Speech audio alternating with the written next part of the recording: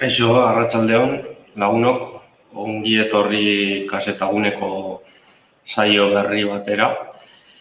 Lehenik eta behin eskertuko nizueke komentarioen atalean konfirmatuko bazeniate ondo ikusi eta entzuten zaidala. Dakidanez pasadan asteartean arazo tekniko bat egon zan audioen kontuekin eta bueno, nire kideak arazo hori izan zuen, ezin izan zuen saioa aurrera bota. Barkamenak hori dela eta bueno, suposatzen dut aurrerago errepikatuko dan eduki izango dela. Bueno, suposatzen dut bere bai entzun eta ikusten da aztela, ez dakit norbait konfirmatu albadozte, jonde izuela. Bien bitartean, bueno, komentatzen dizuet gaurko saioa gure medikuarekin hitzordu bat eskatu ahal izatea interneten bidez. Gaur egun, bueno, gero aipatuko dudan moduan, orain arte egiten genituen metodoak gaur egungo egoera dela eta ezinezkoa da jarraitzen erabiltzea eta bueno, metodo berriak agertu dira eta bueno, ondo dago jakitea honen inguruan, ezta? Beraz, honen inguruan jorratuko gara oraingo ordu erditxo honetan eta bueno, modu erraz batean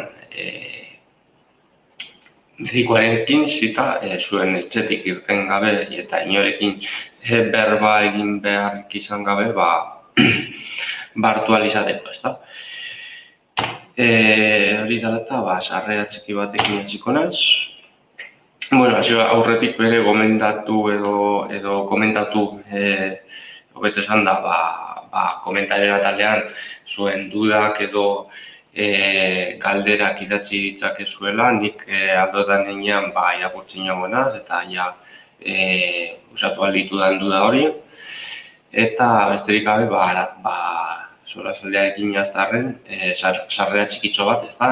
Komentatu dutan, hasieran komentatu duten bezala, gaur egun bizitzen ari garen osasun egoera dela eta ez da oso gomendagarria bai zuok edo zuen familiak ideren bat,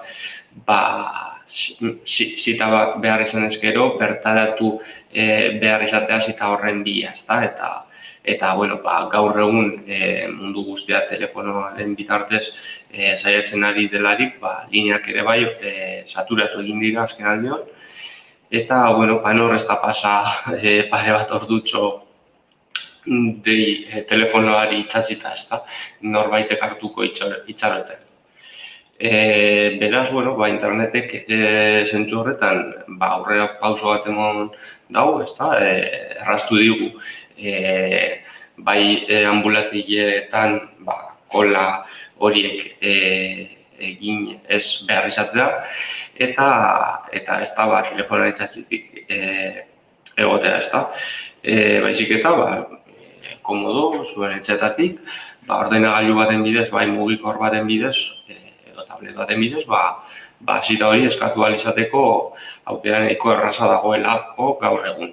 Hau ez da, badinotxoet gaur egungo kontua, nahiko txodara implantaturik, baina gaur egun bizitzen ari garen egoena honek, opzio bat izatetik, obligazio moduko era pasatu izan ez da. Eta, bueno, non egin aldozue hau, ez be, edo hain zuzen be, Osakidetzaren webgunean izango litzateke aukera egin alduzuen tokia, ez da. Beraz, bueno, Osakidetzaren webgunera iristeko moduriko egokiena Googleen sartu eta bertan hitz bakarra, Osakidetza idatziz, aurkituko dizuen lehenengo aukera Osakidetza beraren webgunea izango dalarik, ezta? Beren helbidea nahiago duzuela edukitza, www.osakidetza.euskadi.eus izango litzateke helbidea, helbide osoa, baina, badinutzuet, errazagoa dela Googlera jo, Osakidetza idatzi eta lehenengo aukeran klikatzea. Bai, beraz, galderarik ez dago orain arte, nahiko erraza da, ezta? Osakidetzaren webgunean sartzea. Eta, badinutzuet, ikusi alditzakezue hainbat irudi, ezta? Azteko Osakidetzaren logoa, ezkerretara nola mugikorrekin egin dezakegun, baina webgunearekin, ordenagailuarekin hasiko garenez, eskumako bi irudiak aproxuet hauen interfaza erakusten digute. Ez dira, ez da munduko webgunerik politena, baina bai behintzat funtzionala da, ezta? Funtzionala nahi du esan, bete behar duen helburua betetzen duela.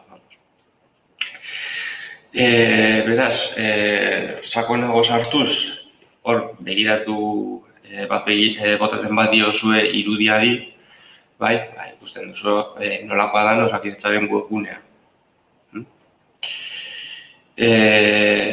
Webgunean aztertuko dugun atala, hor karratu batekin erremarkaturik dago, eta aurretiko zita delariko botoia izango litzateke, beraz, hor klikatu beharko genuke, zita nahi izan ezkero, repasatuz, Googleen Osakidetza jarri, lehenengo aukeran klikatu eta aurretiko zita botoian pintxatuko dugu.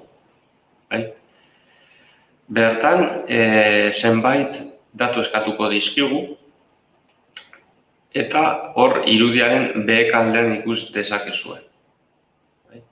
Irudiaren behekaldean ikus dezakezuen nola hiru bat datu eskatzen dizkigun. Alde batetik OTI zenbakia eskatzen digu. Datu hau, ikus dezakezu irudian txartelan markaturik dago non kokatzen den txartelan barnean zenbaki hau. Eta datu hau, osasun txartelan zain, bere bai, ona txartelan aurkitu aldugu. Zenbaki OTI zenbaki honez gain, abizena bere bai, lehenengo abizena, gure lehenengo abizena, eta jaioteguna eskatzen dizkigu, ezta? Eta bai, behin datu hauek sartuta, urrengo edo siguiente botoian pintxatuko dugu. Zeren eta, gauza gehiago eskatzen jarraiko dizkigu sistemak. Ikusten duzun moduan, nahiko sistema erraza da, ezin lehike beste edo zer egin eta ez deko galerarik, ezta? Beraz, behin identifikatu nazela, zenbaki abizen eta jaiotze data honekin, irudian ikusi dezakezuen bezala, zer egin nahi dugun galdetzen digu. Zer egin nahi duzu. Eta bi aukera ditugu. Lehenengo aukeratuko dugu, edo aztertuko dugu, beste zita bat eskatu izango litzatekeen botoi hau, ezta? Beraz, bertan klikatuko dugu, irudian rektangulu baten bidez markaturik duzuen botoi horretan. Eta behekaldean ikus dezaken zuenez, aukeran ematen dizkigu bi alternatiba, ezta?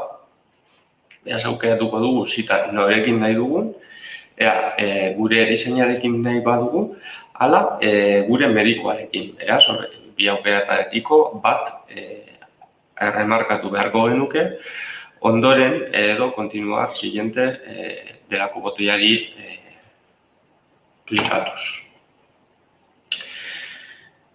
Behin erizainaren medikoarekin aukeratu dugula, urrengokoa kontaktu mota izango litzateke, ezta?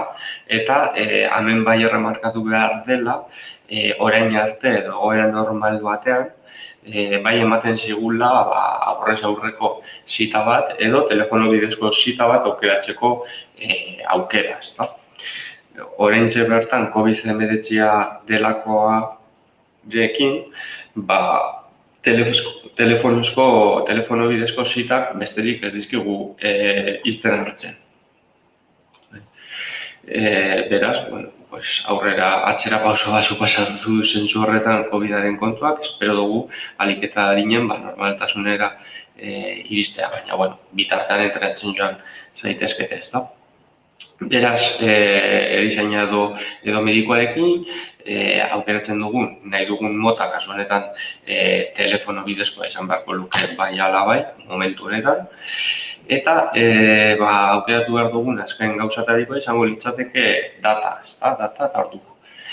Beraz, egutegi moduko bat agertarazten zaigu bertan, datorren 3 egunetan edo datorren 3 egunak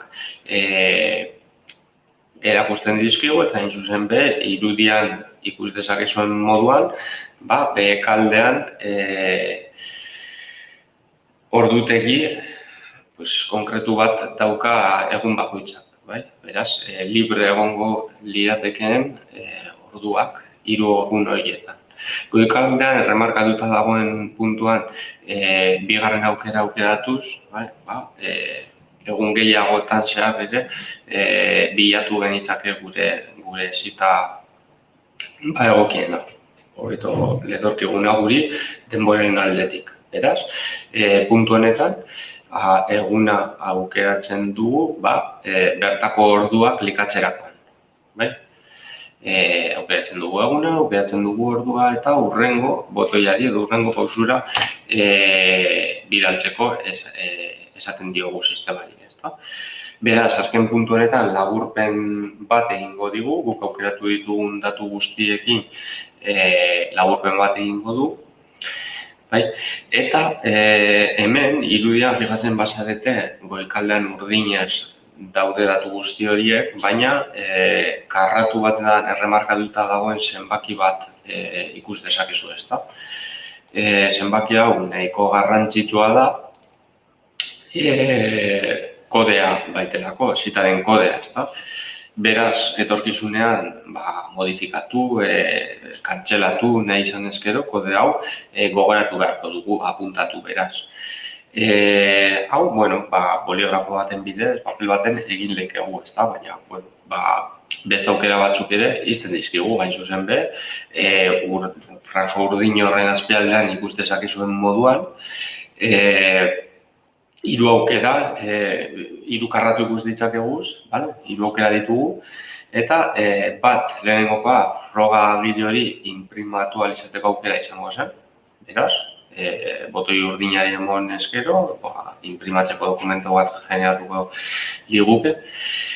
Bigarren aukeran, nire ustez egokiagoa ez talako tinta ez papelik gastaten, inondipez, deskargatzea izango litzateke, ezta? Deskargatu ordenagailuan gorda, pendrive batean sartzeko edo ez dakit, deskargatzea izango litzateke. Eta hirugarrena behar bada, komodoena izango liratekeena, zure e-maila, korreo elektronikoa bertan jartzea, 2 aldiz jarri beharra dago, eta horrela dokumentu hau, laburpen hau, kodea eta dena, zure e-mailean jasoko zenukeen, ezta? Komodoena da, tipat, e-maila edo zein gailutik kontsultatu dezakezulako. Eta bertan doa kodea, beraz, ondo dago. Baina, batez be, garrantzitsuena kodea izango litzateke, beraz, ez galdu zita hartzen duzueno, ez galdu zuen kode zenbakia. Eta, kode zenbaki hori beharko duzue pausu honetarako, hain zuzen be, dala zita ezestatzea, ezta? Modifikatu nahi dut, kontuetu naz hartu duten egun horretan ezin dudala, ordute horretan, dana dalako gatik, zita ezestatzea posible da. Beti ere, alik eta harinen, hurrengokoari edo beste pertsona bati plaza hori libre utzi alizateko, ezta? Beraz, atzera bueltatzen bagara, Google atzerako orduan osakidetza jarri eta lehenengo aukeran sartuz, osakidetza.eu zen, bertan aurretiko zita atalean sartzen gara eta gure abizena eta sartzen ditugunean, Irudian ikusten dugun puntuan, lehengo hasierako puntuan agertuko ginateke, ezta? Ea zer egin nahi dugun, sistema honen barruan, ea zer egin nahi dugun galdezka berriz. Oraingoan lehenengo aukerari eman beharrean, estesita bat sortzeko, bigarren aukera pintsatuko dugu, kontsultatu, edo baliagabetu nire zita. Beraz, ez bakarrik ez estatzeko, baizik eta kontsultatzeko bere balio dutzu. Beraz, ahaztu baldin baduzu eta kodea baldin baduzu, bertan geziarekin ikusten duzuen karratu zuri horretan kodea sartu, eta kontsultatu edo baliagabetu nire zitak botoiarekin, ikusgai izan beharko zenukete zuen zita guztiak zerrendatuta, ezta? Beraz, behekaldean ikus dezakezuen nola zita bat dagoen, bera aukeratu eta remarkaturik behekaldean eskun batara duzuen remarkaturik duzuen karratuan, botoian, pintsatuz, ezestatzeko puntuan egongo zinatekea. Hau behar bada probatzen zabiz eta kontuetu barik pintsatu duzu. Ez dozu zita zuzenean galtzen, baizik eta segurtasun barrera bat dago hor, torpenentzako. Non, hartzen bazareten irudian ikus daitekeen behekaldean, galdetzen digun zita ezestatu nahi duzula ziur zaude. Beraz, baieztatu egin behar da, zita guztiz eliminatua izateko. Ikusten duzuen moduan, ez dauka misterio gehiago. Azkenean finean, dana egiteko dalako, aukera simpleak ditu, bai zita bat sortzea, bai kontsultatzea, modifikatzea edo ezestatzea, eta ez du gehiago kontuenek, ez da. Nahiko simplea da asuntoa. Guzti hau, orain arte ongara berba egiten PC batekin, komodoki, webgune baten sartu eta gestio hau egin ahal izateko aukera erreza dela ikusi dugu, baina, ez denok ez dute ordenagailu bat edo telefono mugikor batekin edo tablet batekin komodago egiten zaien, edo nahiago dute mugikorra erabili. Eskuragarri dutelako edo zeinunetan, ez da? Osakidetzak webguneaz gain, kontu guzti hauek mugikorrarekin ere egitea posibilitatu du aplikazio bat sortuz. Beraz, Android bat izan ezkero, Google Play Store, eta iPhone bat izan ezkero, Apple Store, mugikorretarako aplikazioak deskargatzen diren bi denda edo espazio ofizialetan bilatzailera jo eta bertan osakidetza idatziz agertuko zaizuen lehenengo aukera izango litzateke. Ikusten duzuen mugikorretarako ere balio duela, nahiko intuitibo, nahiko erraza erabiltzeko eta nik esango nuko inkluso webgunea baino politagoa dela diseinu aldetik ere bai. Beraz, kontsultatzen dut, ikusten duten ez dago dudarik, ez dago zalantzarik momentuz. Gogoratu, zalantzarik izan ezkero, beti ere komentarioen atelean idatzi ditzakezuela, eta nik aldoten ninean saiatuko naz argitzen zalantza horiek, ez da?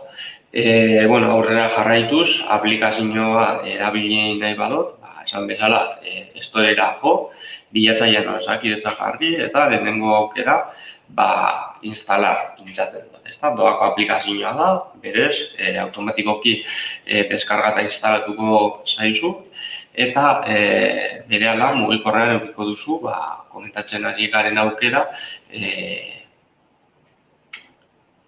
zure mugikorrarekin egiteko. Ohar bezala, hasiera baten deskargatzen duzun lehenengo aldiz, irudian ikusten dituzun lau pantailazoak agertuko zaizkizu. Lehenengo kokan ongi etorriaren mezua emango dizu, Eta, bueno, zauze garrantzitsua galdetzen zuia, euskeraz edo erderaz kontsumitu nahi duzun aplikazioa, erabili nahi duzun aplikazioa. Behin, hizkuntza aukeratuta, beste pare bat pantailazo erakutsiko dizkizu, aplikazioen zerbitzua azaltzeko, ezta? Pantailatan, deskribapen apurtxu bat, zuk funtzionamenduaz ikas dezakezun leku bat. Eta, bueno, azkenean amaierako pantailan aplikazioa sartzeko aukera ematen du.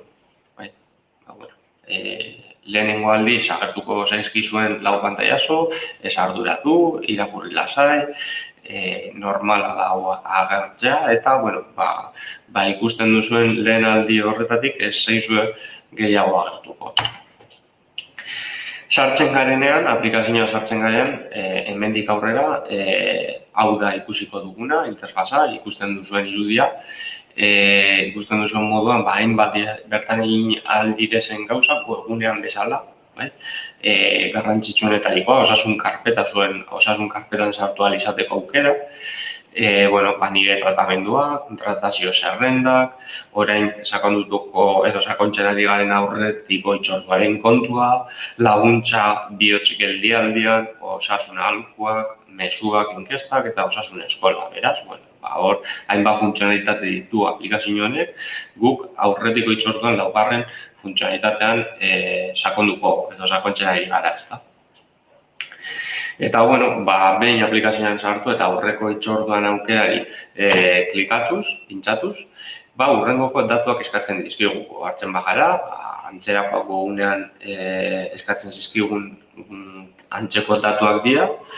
Hemen izena ere eskatzen digu, sartzen dugu, izena, lehenengo abizena, delako oti zenbakia lehen hitz egin dugu honen inguruan, eta jaioteguna. Mugikorra pertsonalagoa danez, kasu honetan, gure profila gogoratu nahi badugu hurrengoetarako galdetzen digu. Hau klikatzen badugu, hurrengokoan, ez doguz bete behar izango datu guzti honek, ezta? Erraztasun bat, al gusto consumidor delakoa, ezta? Beraz, interesatzen zaizu hurrengoko zita hartzerakoan datu guzti hauek erreienatuta agertzaia da, aukeratu, gogoratu profila hau. Eta bazaizu interesatzen, eta beste pertsona batentzako zitak ere hartuko badituzu, ez markatu. Hori, esan bezala, al gusto del consumidor, ezta? Behin datu honek sartuta, webgunean galdetzen zigun bezala, zer egin nahi dugun galdetzen digu oraingoan bere bai. Baina, fijatzen bazarete irudian, lehenengo pantailazoan, gure datu pertsonalak ere ematen dizkigu, ezta? Oraintxe bertan tapaturik daude datu pertsonalak direlako, baina hor zuen datuak agertuko lirateke. Zu zara X, zure osasun zentroa hauxe da, zure medikua hauxe da, zure erizaina hauxe da. Eta galdetzen digu, bi botoi berdetan, zer egin nahi dugun, ezta, aukeran. Lehenengoa beste zita bat eskatu, lehen egin dugun moduan, bigarrena nire zita kontsultatu edo zestatu gogoratu, horretarako kodea behar dugula, karratu zuritxoan kodea sartu eta pintxa, ez estatu edo kontsultatu da izateko zitaren bat. Gure kasuan, kasu honetan, lehenengo aukerari emango diogu, beste zita bat eskatu aukerari, ezta?